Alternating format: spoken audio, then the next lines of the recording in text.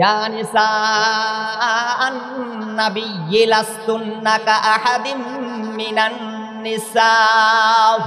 আল্লাহ বলেন, ও জগতের নারীরা, আল্লাহ তাআলা প্রথমে সম্বোধন করেছেন, ও বিশ্ব নবীর নারীরা, ও বিশ্ব নবীর স্ত্রীরা, নবী মুহাম্মদুর রাসূলুল্লাহ সাল্লাল্লাহু আলাইহি ওয়াসাল্লামের স্ত্রীরা যারা আছো, তোমরা অন্যান্য নারীদের মতো না, ইহুদি নারীদের মতো না, খ্রিস্টান নারীদের মতো না, বৌদ্ধ নারীদের মতো না, হিন্দু নারীদের মতো না। তোমাদের ইজ্জত রয়েছে, সম্মান রয়েছে আমি আল্লাহর কাছে। কাজেই অন্যান্য নারীদের মতো তুমি জীবন যাপন করলে হবে না, অন্যান্য নারীদের মতো চলাফেরা করলে হবে না। আমি আল্লাহর বিধান মোতাবেক, নবীজি সাল্লাল্লাহু আলাইহি ওয়াসাল্লামের সুন্নত মোতাবেক তোমার জিন্দেগি গঠন করিতে হইবে।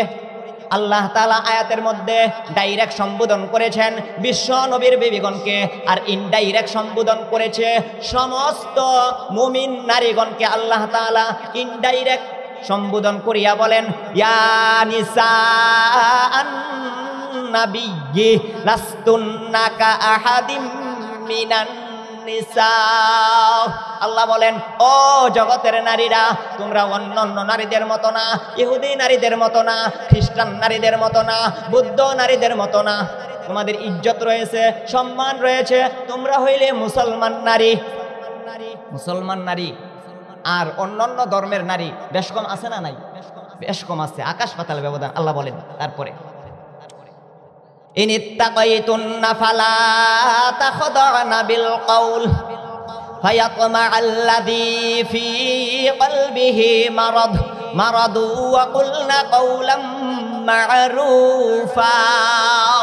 আল্লাহ বলেন, ও জগতের নারীরা, যদি তোমরা আমি আল্লাহকে ভয় করে থাকো, কবরের আযাবকে ভয় করে থাকো, ফুলসিরাতকে ভয় করে থাকো, মিজানকে ভয় করে থাকো, আমি আল্লাহর আযাব আর গজবকে যদি ও নারীরা তোমরা ভয় করে থাকো, তাহলে তোমার মধুর কণ্ঠ, তোমার কণ্ঠের স্বরকে পরপুরুষকে শুনতে দিও না।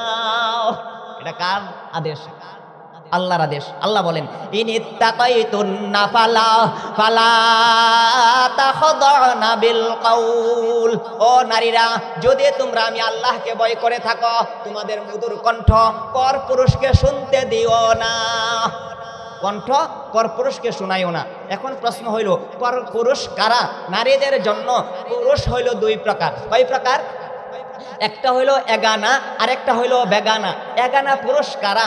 যাদের সাথে বিবাহ বন্ধনে আবদ্ধ হওয়া শরীয়ত মোতাবেক হারাম চিরকালের জন্য, তাদেরকে বলা হয় এগানা পুরুষ, আপন পুরুষ। যেমন বাবার সাথে বিবাহ বন্ধনে আবদ্ধ হওয়া চিরতরে হালাল না হারাম?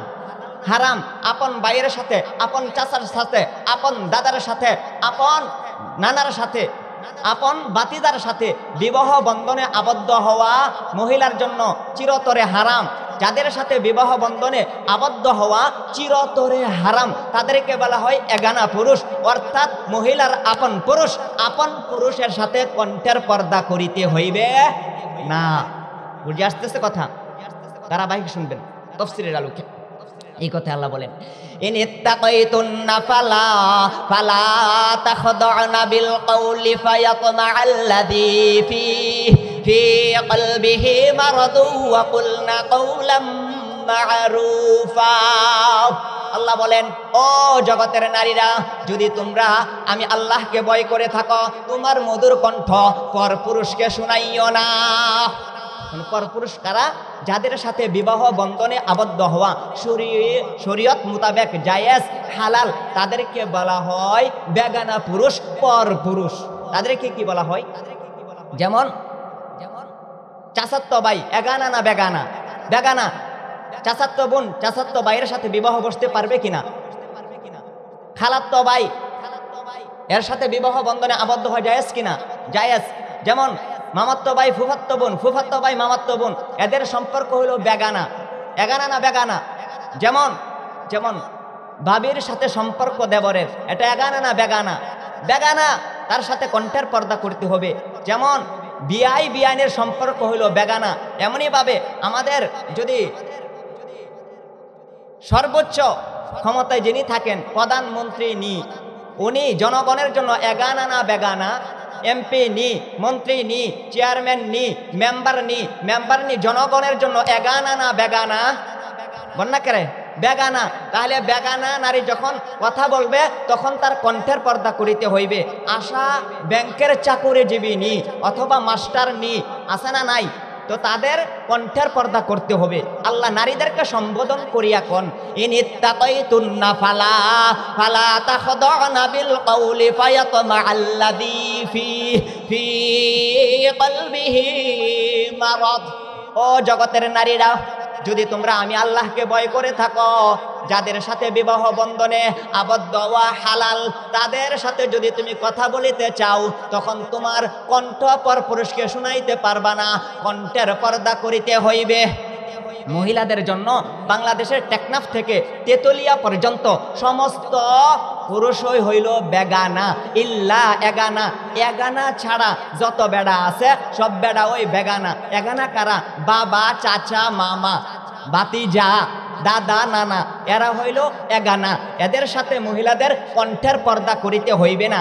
এরা সারা বাংলাদেশের টেকনাফ থেকে তেতুলিয়া পর্যন্ত যত বেড়া আছে সমস্ত বেড়াই হইল মহিলাদের জন্য বেগানা। তাদের সাথে কণ্ঠের পর্দা করতে হইবে। আমার কথা না, আল্লাহর কথা। 22 নম্বর পারা আয়াত নাম্বার 32, এই কথা আল্লাহ বলেন, ইনিত্তাকাইতুন্না ফালা ফালা তাখদানা বিল কওলি ফায়াতমাআল্লাযী ফি কলবিহি মারাদ ফি কলবিহি। তোমার মধুর কণ্ঠ পর পুরুষকে শুনতে দিও না। এখন প্রশ্ন হইল, হুজুর আপনি কিভাবে জানেন যে আমার মধুর কণ্ঠ শুনলে সে কল্পনা জল্পনা করবে? আমি তো জানতাম না। আল্লাহু আলিমুম বিযাতিস সুদূর। অন্তরের খবর কে জানে? আল্লাহ জানে। আল্লাহ পুরুষকেও সৃষ্টি করেছেন, আল্লাহ নারীকেও সৃষ্টি করেছেন আল্লাহ। এই জন্য আল্লাহ বলেন, আমি পুরুষকে সৃষ্টি করতে যাইয়া তার অন্তরে একটা যৌন রূপ দিয়েছি। নারীর কণ্ঠস্বর শুনলেই তারে নিয়ে কল্পনা জল্পনা শুরু করে দেয়। তাকে কিভাবে ভোগ করা যায়, তার সাথে কিভাবে জিনা করা যায়, তার সাথে কিভাবে কুকর্ম করা যায়। এটা আমি আল্লাহর দৃষ্টিতে অপমান হয়। এই অপমানের হাত থেকে রক্ষা করার জন্য ও মায়ার বান্দি গো, আমি আল্লাহ অর্ডার দিলাম, তোমার মধুর কণ্ঠ পরপুরুষকে শুনতে দিও না। এই জন্য মধুর কণ্ঠ পরপুরুষকে শোনায়ও না, তোমার নিয়ে জল্পনা কল্পনা শুরু করে দিবে। এই জন্য আল্লাহ বলেন, ফায়াতমাআল্লাযী ফি কলবিহি মারাদ মারাদু ওয়া কুলনা কাওলাম মা'রুফা। ও মায়ার বান্দি গো, তুমি যখন পরপুরুষের সাথে কথা বলো, মধুর কণ্ঠস্বর পরপুরুষকে শুনতে দিও না। মজার সুরে, মধুর সুরে তুমি পরপুরুষের সাথে কথা বলিও না। এখন প্রশ্ন, যদি তুমি বলো, তোমার নিয়ে কল্পনা জল্পনা শুরু করে দিবে। এই জন্য মায়ার বান্দি গো, আমি আল্লাহ তোমাকে ইমামতির দায়িত্ব দিলাম না। আমি আল্লাহ তাআলা তোমাকে মুয়াজ্জিনগিরির দায়িত্ব দিলাম না। যদি কণ্ঠের পর্দা না করা লাগতো, আল্লাহ তাআলা অনুমতি দিতেন, তুমি ইমামতি করো, আজান দাও। আজান দেওয়া হারাম মহিলাদের জন্য, নামাজ পড়ানো মহিলাদের জন্য হারাম। কেন? যখন ইমামতি করবে, মহিলা যখন ইমামতি করবে, তো মুসল্লি পুরুষ যারা পিছনে দাঁড়াইবে, তো নামাজে ধ্যান খেয়াল থাকবে না, খুজু থাকবে না। ওই মহিলাকে নিয়ে কল্পনা জল্পনা শুরু করে দিবে, তোমার সাথে কিভাবে কুকর্ম করা যায়, তোমার সাথে কিভাবে জিনা করা যায়। এই জন্য মায়ার বান্দিগো, তোমাকে আমি আল্লাহ ইমামতির দায়িত্ব দিলাম না। ঠিক তেমনি ভাবে যখন তুমি মধুর সুরে মসজিদে আজান দিবা, মানুষ শুনবে, আজান না শুনিয়া তোমার কণ্ঠস্বরকে শুনতে থাকবে, তোমারে নিয়ে কল্পনা জল্পনা শুরু করে দিবে। এটা আমি আল্লাহর দৃষ্টিতে অপমান হয়। অপমানের হাত থেকে রক্ষা করার জন্য তোমাকে আমি মুয়াজ্জিনগিরির দায়িত্ব দিলাম না, ইমামতির দায়িত্ব দিলাম না। বুঝছেন? এই জন্য আল্লাহ দায়িত্ব দিছে না। তোমার নিয়ে কল্পনা জল্পনা করবো, এত মধুর কণ্ঠরে কে দিল রে, চায়া দেখি রে, কিভাবে তোমাকে পাওয়া যায়, তোমার প্রতি লিপ্সা আসিয়া পড়বে। এই জন্য আমি আল্লাহ তোমাকে ইমামতির দায়িত্ব দিলাম না, এই জন্য তোমাকে মুয়াজ্জিনগিরির দায়িত্ব দিলাম না। এই কথা আল্লাহ বলে। দেখেন আল্লাহর বিধান কোথায় আর আমাদের নারীরা কোথায়, এই কথা আল্লাহ বলেন। ফায়াতমাআল্লাযী ফি কলবিহি মারাদ ফি কলবিহি মারাদু ওয়া কুলনা কাওলাম মা'রুফা। এখন যদি আপনার স্ত্রী, আপনার মেয়ে, আপনার বোন যদি হাজার হাজার মানুষের সামনে মধুর সুরে গান গায়, হাজার হাজার দর্শক শ্রোতারা শুনে আর মজা বুক করে, আপনার মেয়েকে নিয়া, আপনার স্ত্রীকে নিয়া, আপনার বোনকে নিয়া হাজার হাজার মানুষেরা কল্পনা জল্পনা করে কিভাবে তারে পাওয়া যায়, কিভাবে তার সাথে জিনা করা যায়, কিভাবে তাকে বুক করা যায়। যদি আপনি জানতেন আপনার মান হইতো না অপমান হইতো, অপমান হইতো। তাই কিভাবে দিলেন আপনার মেয়েকে, আপনার স্ত্রীকে, আপনার বোনকে হাজার হাজার মানুষের সামনে গান গায় মধুর সুরে। আল্লাহ তাআলা বলেন যখন নারীর কণ্ঠস্বর পর পুরুষ শুনে তখন তাকে নিয়া ওই সমস্ত মানুষেরা কল্পনা জল্পনা করে কিভাবে তার সাথে কুকর্ম করা যায়, কিভাবে তার সাথে অপকর্ম করা যায়, কিভাবে তাকে বুক করা যায়। এই যে মানুষ কল্পনা জল্পনা করে, এটা আমি আল্লাহর দৃষ্টিতে অপমান হয়। এই জন্য মায়ার বান্দিগো, আমি আল্লাহ তোমাকে মুয়াজ্জিনগিরির দায়িত্ব দিলাম না, ইমামতির দায়িত্ব দিলাম না। এই জন্য আমি আল্লাহর একটা বিধান হইল, ও মায়ার বান্দিগো, যখন তুমি পর পুরুষের সাথে কথা বলিবে কণ্ঠের পর্দা করিবে। আল্লাহর বিধান, কণ্ঠের পর্দা।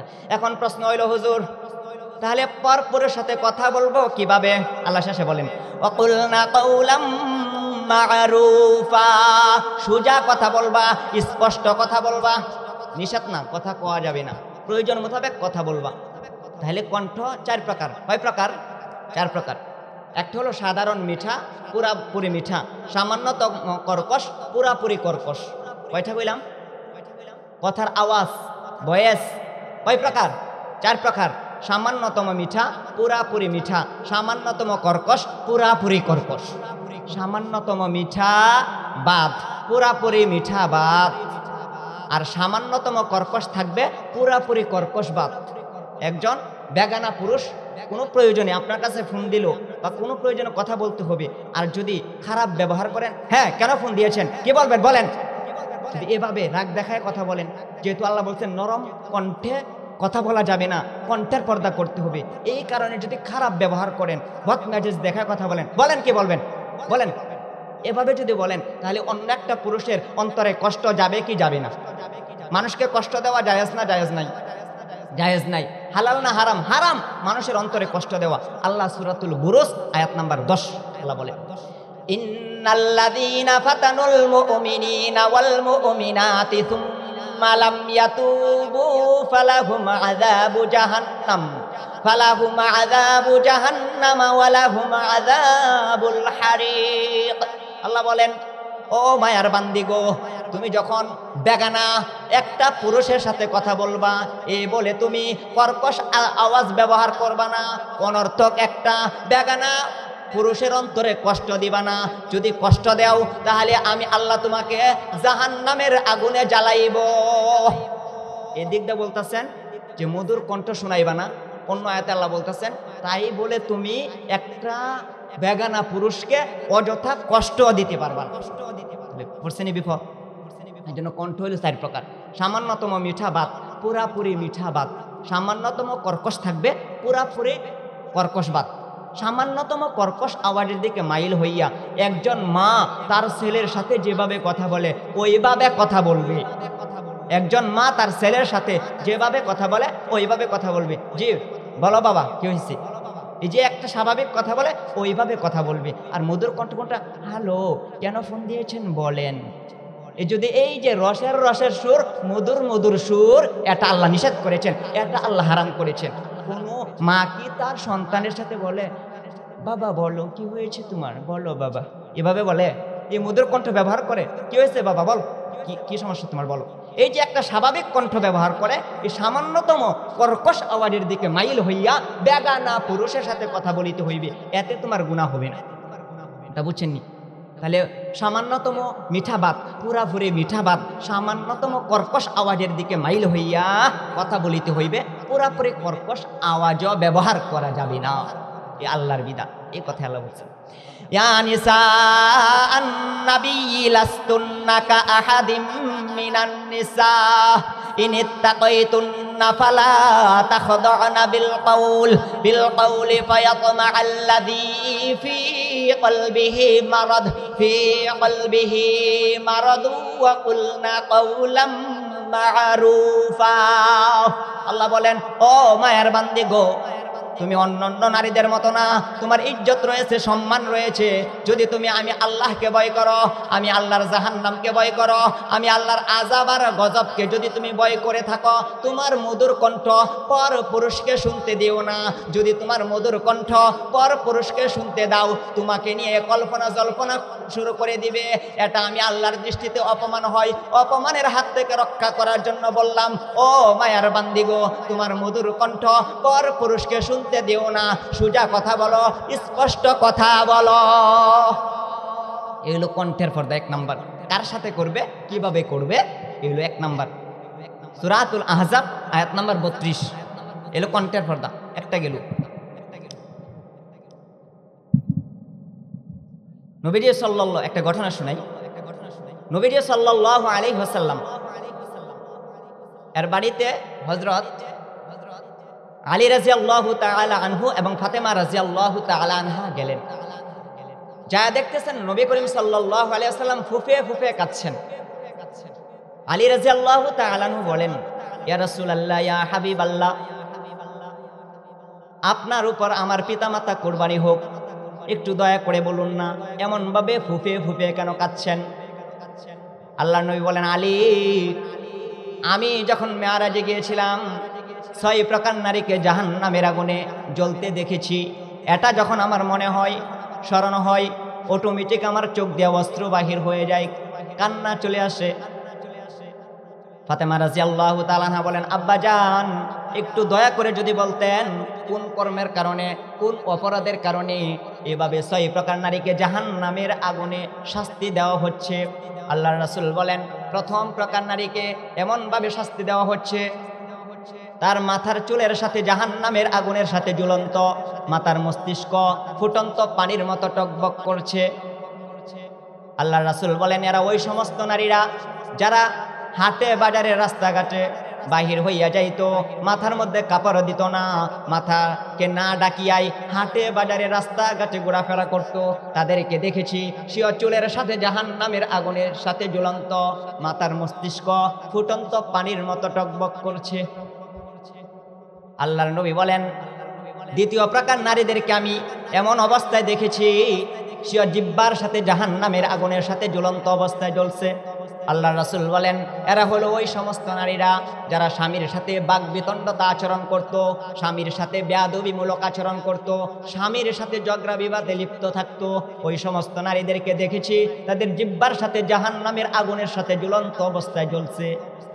আল্লাহর রাসূল বলেন, ও মা ফাতেমা, তৃতীয় প্রকার নারীদেরকে দেখেছি তার 2 স্তনের সাথে জাহান্নামের আগুনের সাথে জ্বলন্ত অবস্থায় জ্বলছে। এরা হলো ওই সমস্ত নারীরা যারা নাকি বিবাহিত হওয়া সত্ত্বেও পরকীয়ায় লিপ্ত ছিল, অবৈধ প্রেমে লিপ্ত ছিল। আল্লাহর রাসূল বলেন, চতুর্থ প্রকার নারীকে দেখেছি 2টা হাত কপালের সাথে বাঁধা, 2টা পাও বুকের সাথে বাঁধা, এমন অবস্থায় জাহান্নামের আগুনের সাথে ঝুলন্ত অবস্থায় জ্বলছে। এরা ওই সমস্ত নারীরা যারা নাকি অপবিত্রতা থেকে পবিত্র হওয়ার প্রতি গুরুত্ব দিত না, নামাজের ব্যাপারে ছিল উদাসীন, নামাজীদেরকে দেখলে হাসি তামাশা করত, ঠাট্টা বিদ্রুপ করত। আল্লাহর নবীজি বলেন, ও ফাতেমা, পঞ্চম প্রকার নারীদেরকে এমন অবস্থায় দেখেছি চেহারা হয়ে গেছে শূকরের মতো, বাকি শরীরটা হয়ে গেছে গাধার মতো, বিষধর সাপ তাকে দংশন করছে। ইয়া রাসূলুল্লাহ, ইয়া হাবিবাল্লাহ, এরা কারা? ও মা ফাতেমা, তাদের 2টা অভ্যাস খারাপ ছিল। 1 নাম্বার মিথ্যা কথা বলতো, 2 নাম্বার মানুষের গীবত করত। আল্লাহর নবীজি বলেন, ষষ্ঠ প্রকার নারীদেরকে আমি এমন অবস্থায় দেখেছি কুকুরের আকৃতি ধারণ করেছে, মুখ থেকে আগুনের ললাট বাহির হচ্ছে, আগুন বাহির হচ্ছে। ওই সমস্ত নারীদের 2টি বদ অভ্যাস ছিল। 1 নাম্বার, অন্যের ভালো দেখলে হিংসা করত, উপকার করে খুঁটা দিত। হে আলী, আমি যখন মেরাজে গিয়েছিলাম আমি জান্নাত দেখেছি, জাহান্নাম দেখেছি। জাহান্নামের মধ্যে 6 প্রকার নারীদেরকে জাহান্নামের আযাব ভোগ করতে দেখেছি। এটা আমার মনে হইলে, স্মরণ হইলে, আমার চোখে ভেসে উঠলে অটোমেটিক আমার চোখ দিয়া অস্ত্র বাহির হয়। হে প্রিয় মা বোনেরা, যারা পর্দার আড়ালে বয়ান শুনছেন, আল্লাহ তাআলা মা বোনদেরকে পর্দা মোতাবেক চলার তৌফিক দান করেন। সকলে বলুন আমিন। তাহলে যে কথা বলতেছিলাম, পর্দা বিধানের সবক কয়টা? 10টা গেল একটা। 1 নম্বর কণ্ঠের পর্দা করতে হবে। কার সাথে করবে, কিভাবে করবে গেল। এটা হলো কিয়ামতের একটা আলামত।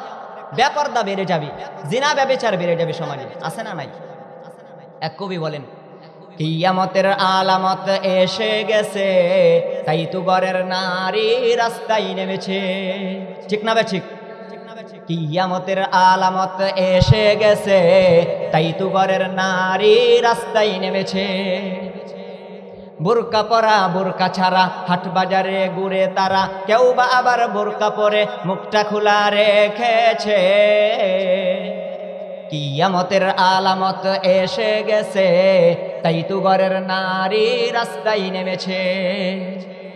আনলো স্বামী শাড়ি যত হয় না পছন্দ, তখন থেকে রই না তো আর স্বামীর একান্ত। মুখ ফুলাইয়া গাল ফুলাইয়া স্বামী থেকে রই সরিয়া, ভাত খাবে না স্বামীর সাথে গুসা করেছে। কিয়ামতের আলামত এসে গেছে, তাই তো ঘরের নারী রাস্তায় নেমেছে। ঠিক না বে ঠিক? হাট বাজারে মার্কেটে যান, দেখবেন শুধুই নারী, কেউ বা আবার সেজে গুজে করছে দোকানদারি। সবকিছুতেই আছে নারী, কেউ বা চালায় হুন্ডা গাড়ি, কেউ বা আবার অফিস আদালতে চাকরি করেছে। কিয়ামতের আলামত এসে গেছে, তাই তো ঘরের নারী রাস্তায় নেমেছে। মাছ বাজারে কথা বলে মাছওয়ালার সাথে, স্বামী তাহার ব্যাগ নিয়ে আসেন তাহার পাশে। স্বামী নিলেন মাছটা টেনে, স্ত্রী দেয় টাকা গনে, তাই তো স্বামী স্ত্রীর সেবক হয়েছে। কিয়ামতের আলামত এসে গেছে, তাই তো ঘরের নারী রাস্তায় নেমেছে। ঠিক না বে ঠিক? কিয়ামতের আলামত আসবে না, অলরেডি এসে গিয়েছে। তাহলে পর্দা বিধানের সবক কয়টা? 10টা। 10টা গুণ অর্জন করতে পারলে, 10টা সবক পালন করতে পারলে ওই নারী আল্লাহর কসম আল্লাহর ওলি হয়ে যাবে। 1 নম্বর কণ্ঠের পর্দা। 2 নম্বর আল্লাহ বলেন, ওয়াকারনা ফি বুয়ুতিকুন্না ওয়ালা তাবাররাজনা তাবাররুজাল জাহিলিয়াতিল উলা ওয়া আকিমনাস সালাতা ওয়া আতিনাজ যাকাতা ওয়া আতি'নাল্লাহা ওয়া রাসূলাহু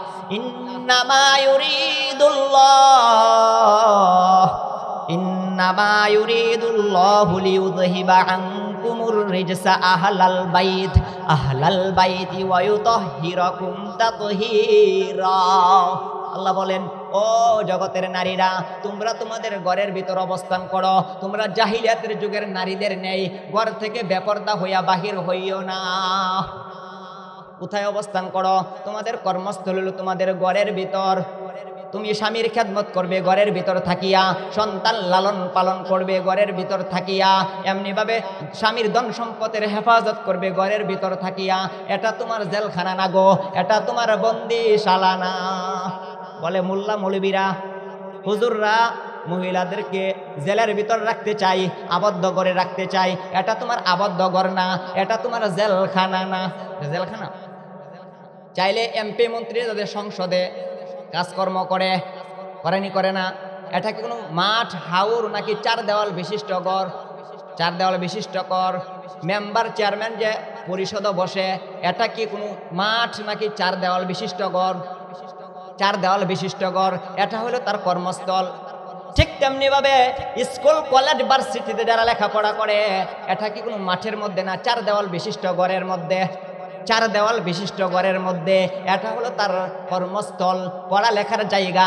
ঠিক তেমনি ভাবে দোকানদার দোকানদারি করে 4 দেওয়াল বিশিষ্ট ঘরের মধ্যে, এটা তার কর্মস্থল। ঠিক তেমনি ভাবে ও মায়ার নারী গো, তুমি কোথায় কাজ করতে সহজ হবে? তোমার কি ডিউটি আল্লাহ দিয়েছেন? 1 নম্বর স্বামীর খেদমত করা, 2 নম্বর সন্তানাদের লালন পালন করা, 3 নম্বর স্বামীর মাল সম্পদের হেফাজত করা। এগুলো ঘরের ভিতর থাইকা করতে হবে। এই জন্য আল্লাহ বলেন, ও মায়ার বান্দিরা গো, তোমরা তোমাদের ঘরের ভিতর অবস্থান করো। এখন প্রশ্ন, হুজুর আমি কি ঘর থেকে বাহির হয়ে যাইতে পারবো না? হ্যাঁ, যত দূর মনে চাই তত দূর যাইতে পারবা।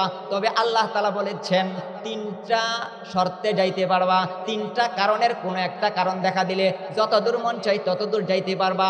আল্লাহ নিষেধ করেন নাই, নবীজি নিষেধ করেন নাই, মোল্লা মৌলবীরা নিষেধ করেন নাই। কয়টা কারণ? তিনটা কারণের ছাড়া, তিনটা কারণ ব্যতীত অন্য কোনো কারণ তোমার নাই। এক নম্বর ব্যক্তিগত কারণ। ব্যক্তিগত কারণে তুমি ঘর থেকে বাহিরে যাইতে পারবা। ব্যক্তিগত কারণ কি? তোমায় বাবার বাড়ির যাইতে পারবা, বাবাকে দেখতে, চাচাকে দেখতে, মামাকে দেখতে, নানাকে দেখতে, দাদাকে দেখতে। তুমি কোনো অসুস্থ আত্মীয় স্বজনকে দেখার জন্য ঘর থেকে বাহিরে যাও, আল্লাহ নিষেধ করেন নাই। তুমি ক্ষেত বিক্রি করেছো, রেজিস্ট্রি অফিসে যাওয়া দরকার, যাও, আল্লাহ নিষেধ করেন নাই। ব্যক্তিগত, তুমি যখন অসুস্থ হয়েছো, বাড়িতে ঘরের ভেতর থাকলে তুমি বিজ্ঞ ডাক্তার, তুমি বড় ডাক্তার পাইবা না। প্রয়োজনে তুমি আমেরিকা যাও, লন্ডনে যাও চিকিৎসা করার জন্য। অসুস্থ হয়েছো, প্রয়োজন দেখা দেবে, ব্যক্তিগত কারণ, ঘরে থাকা দরকার নাই, যাও, যেখানে যাইলে চিকিৎসা পাইবা সেখানে যাও। ব্যক্তিগত কারণ এক নাম্বার কি? ব্যক্তিগত কারণ। দুই নাম্বার ধর্মীয় কারণ। ধর্মীয় কারণ, তুমি মাদ্রাসায় পড়াইবা, যাও, যায়া পড়াও। অথবা তুমি দিন ইলম শিক্ষা করার জন্য যাইবা, যাও, মাদ্রাসায় যাইয়া পড়ালেখা করো। তুমি কোনো মাহফিলে যাইবা, আসো মাহফিলে, অসুবিধা নাই। তালিমে যাইবা, যাও, এটা হলো তোমার ধর্মীয় কাজ। যদি তোমার উপর হজ ফরজ হয়, হজ করতে যাইবা, মক্কা মদিনা যাও, আল্লাহ নিষেধ করেন নাই। ধর্মীয় কাজে দেখা দিলে তুমি ঘরের ভিতর থাকতে হবে না, যাও, যাও, আল্লাহ নিষেধ করেন নাই। দুই নাম্বার। তিন নাম্বার আর্থিক কারণ। বাবা নাই, চাচা নাই, মামা নাই, দাদা নাই, নানা নাই, কেউ নাই। এই মহিলার ভরণ পোষণ কে করবে? তখন তুমি নিজের জীবন বাঁচাইবার জন্য এক মুঠ ভাত আর একখানা কাপড়ের জন্য বাড়ি থেকে বাহির হইয়া পর্দা মোতাবেক কোনো একটা কাজ করতে পারো, এটা আল্লাহ নিষেধ করেন নাই, নিজের জীবন বাঁচাইবার জন্য। তাহলে আল্লাহ কারণ দিছে কয়টা? তিনটা। তিনটার কোনো একটা কারণ দেখা দিলে নারী তুমি ঘর থেকে বাহিরে যাও। ব্যক্তিগত কারণ, ধর্মীয় কারণ, আর্থিক কারণ। তিনটার কোনো একটা দেখা দিল না, তুমি ঘর থেকে বাহিরে যাইতে পারবা না, তুমি তোমার ঘরের ভিতর অবস্থান করো। তাহলে একটা হলো কণ্ঠের পর্দা, আর তিনটা কারণ দেখা দিলে নারী ঘর থেকে বাহিরে যাইতে পারবে। তিনে আর একে কত হইল?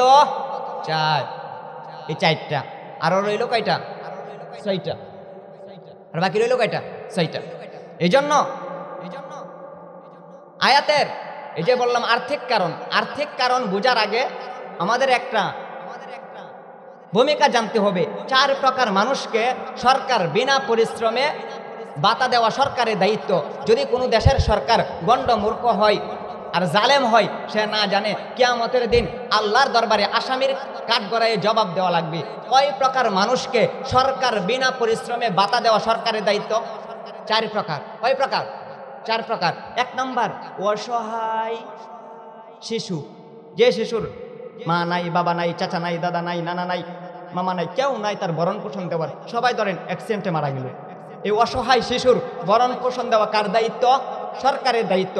দুই নাম্বার, অসহায় বৃদ্ধ। যে বুড়া হয়ে গেছে, কার্যক্ষমতা হারিয়ে ফেলেছে, সে এখন কাজ করতে সক্ষম নয়, অক্ষম হয়ে গেছে, এখন তার ভরণ পোষণের কেউ নাই। এই বুড়াকে, অসহায় বৃদ্ধকে সরকার বিনা পরিশ্রমে ভাতা দেওয়া সরকারের দায়িত্ব। যদি সরকার দেয় না, আল্লাহর কাছে জবাব দেওয়া লাগবে।